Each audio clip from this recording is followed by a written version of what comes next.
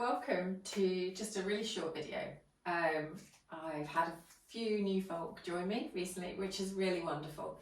And in class, we've been kind of unraveling a few poses, but I just wanted to look at downward facing dog because I've also had a few folks say it really hurts my wrists. And it's the normal thing, yoga teachers get it all the time. In fact, if we're not concentrating ourselves or focusing on the pose, then often you actually are hurting your own wrists. So it's a good reminder for everybody, even if you've been practicing for a really long time. So what is downward dog? Well, downward dog is not a resting pose.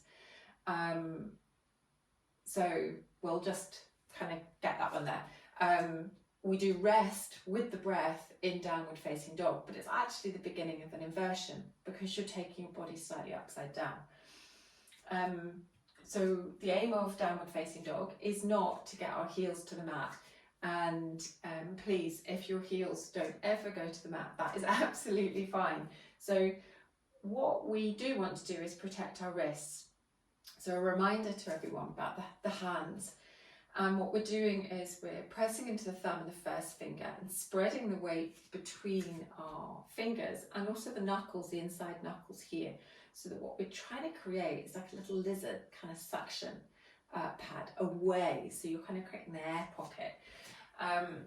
So when you come down to the mat, index fingers are pointing to the top of the mat. So you've got little kind of creases in your arms here.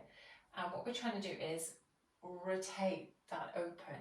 What that does is that's going to help us with the strength across our shoulders, the broaden kind of shoulders to support this pose. If you find the shoulders pinched, bring the hands slightly wider.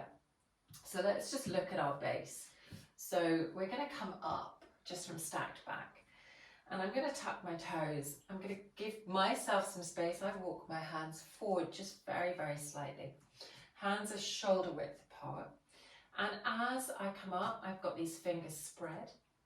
I'm pushing into that thumb and that first finger, and I'm just gently pushing into the fingers and also the knuckles. So you can see I'm clawing the mat very slightly.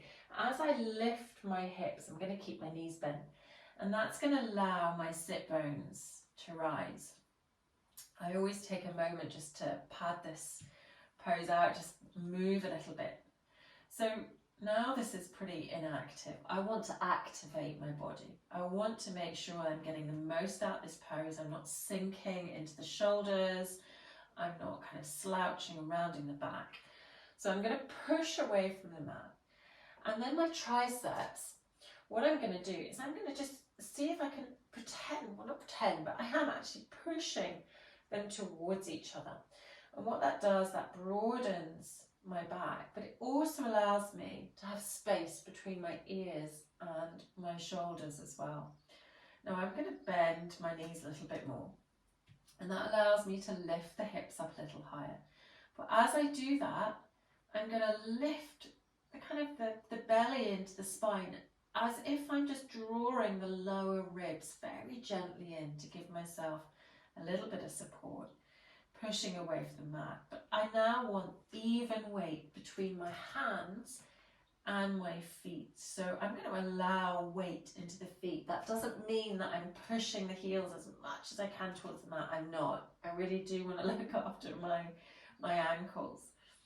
And then I'm going to spiral the inside thighs very slightly in, which just turns my toes very slightly. It allows me to raise my sit bones. Now, because I've got this really firm base through the arms and the shoulders, I can relax my neck. So what I'm not doing is I'm not pushing through my shoulders. I'm using a really firm foundation. I'm allowing my neck to relax, and then I'm taking my drishti through past the knees into downward facing dog. Have a go, enjoy. You know that any questions, you can find me, you can ask me in class, we can unpick the pose again.